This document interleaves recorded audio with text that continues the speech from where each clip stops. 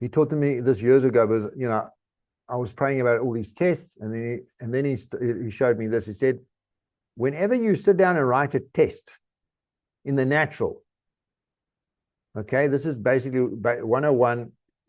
If you're studying anything, if you're at school, they would have taught you this. Read the question, right?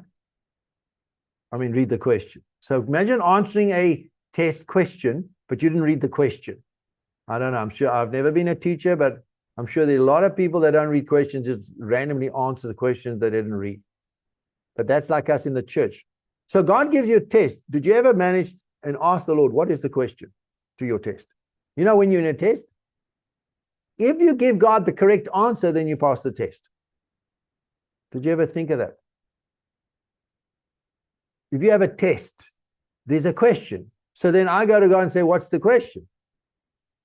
So when you discover the question, you can get through your test much quicker, because now you can actually give him the right answer, as opposed to guessing or getting upset with the test. Because if you fail your test, you keep writing it again and again and again, and you'll find yourself in grade 3 15 times.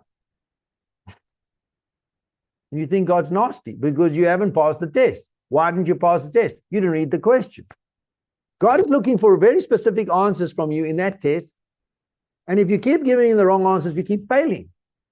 And he's very patient. You can go for 40 years and die in the wilderness, and you never pass the test. So if you don't know what the test is about, how are you going to pass it?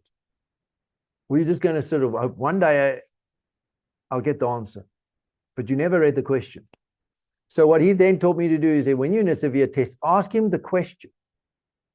Say, Lord, what's the question? Then you're going to get a shock.